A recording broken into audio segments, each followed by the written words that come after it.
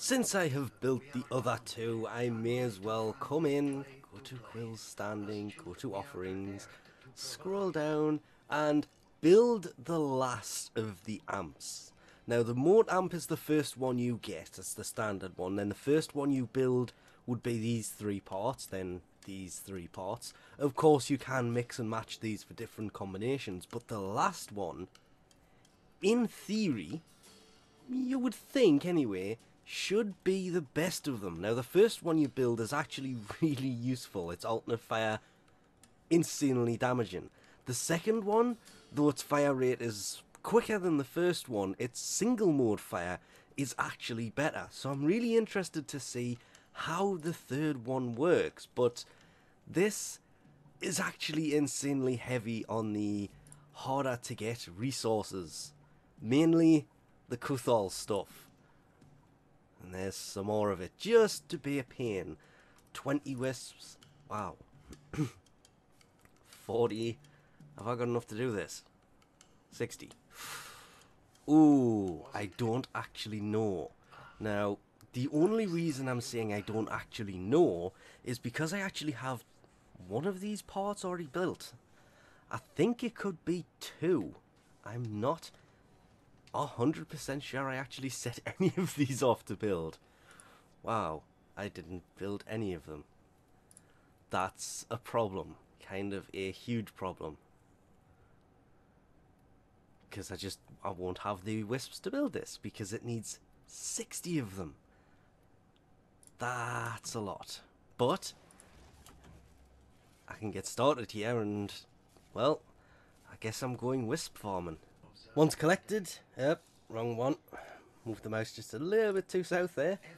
Amp creation, and it's just a case of throwing in the desired parts. And there it is. This is the third one. I'm not sure what this one actually does yet, but damage wise, 3,500 and 2 and a bit thousand. It's fallen a bit shy of what some of the other ones can do, but visually, I will admit, probably the smallest and nicest looking of them so far. So let's build this and go see what the difference is. So the one I have equipped was the second one that you build, and this is what I mean by the new one looks much better. It looks more subtle than this thing does, because it looks huge. I haven't bothered gilding this. I basically took everything to build the next one. It's less damage, but it's got a burst trigger to it, which is just better. You've got a hold for the secondary fire, and it's a little bit less damage, but it has a magazine to it, which is very interesting. It has more crit. It's got way better accuracy on everything. Wow. I don't really know if status makes any kind of difference, considering it's all elemental damage, and pure elemental weapons tend to have 100% crit status chance anyway, not crit, status. They tend to proc every single time because it's a purely elemental weapon, so I don't think that really matters much either, but having a magazine to it, none of the other ones really do that. Any of them. Nope, there's a magazine for the very, very first one, which, to be fair, there's a reason to upgrade, and 3.3 for the damages for the first one was kind of low.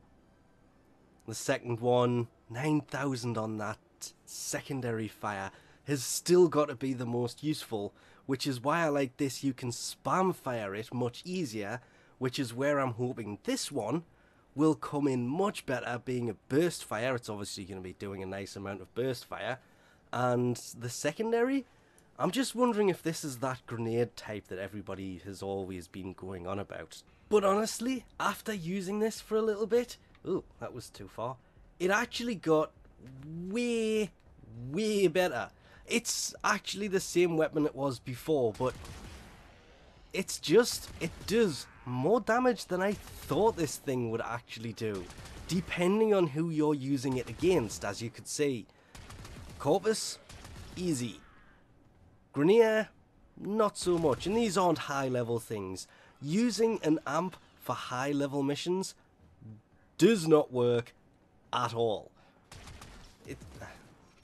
The aiming system is a bit weird because that should have actually hit. As you can see, for taking armor off and things like that, armored enemies, these things are pretty useless against, but things like the infected, not a problem.